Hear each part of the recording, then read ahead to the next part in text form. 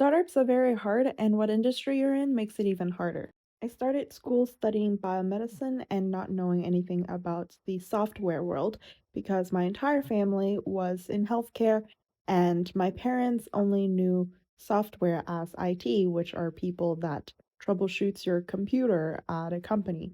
So, with my limited knowledge and understanding of what a tech company is, I just thought, Facebook is just a website. It's not like a full-on business or anything. But as I develop and grow in my career, I've learned a lot more about the difference of biotech and software.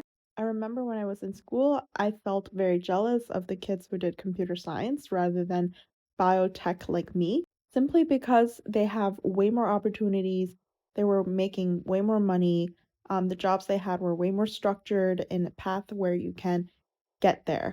As for biotech, it was very hard. You get a non-paid or a low-paying job working for some postdoc who is going to bully you into working for free and for some grades, whereas a software kid will do a bunch of lead code questions and pass the technical interview and gets hired and gets paid 60 USD at a time with career progression to work and negotiate for more money. It really made me question and made me want it to switch over as well. And I looked into more of biotech companies as to why they weren't doing as well as software companies. Well, biotech actually has a lot of barriers.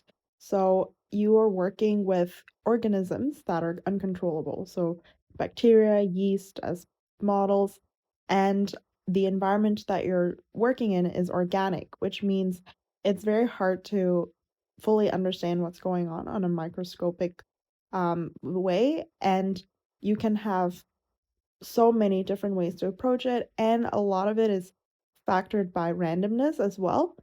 And the industry as a whole is highly regulated. Like an FDA to get approved is 10 years. And it's incredibly expensive. If you don't have a lab setup, there would be no way for you to actually start a company. You need to be backed by some sort of university and a whole lab team. And to hire employees, you need to get employees with at least a master or PhD, and typically it's a PhD, pay them quite a lot, and you can't really replace it. As for software, it's the complete opposite of that, where you can get clear-cut code, it's artificial, there's many environments, it's cheap, and you can build multiple prototypes. So because of that, I changed career.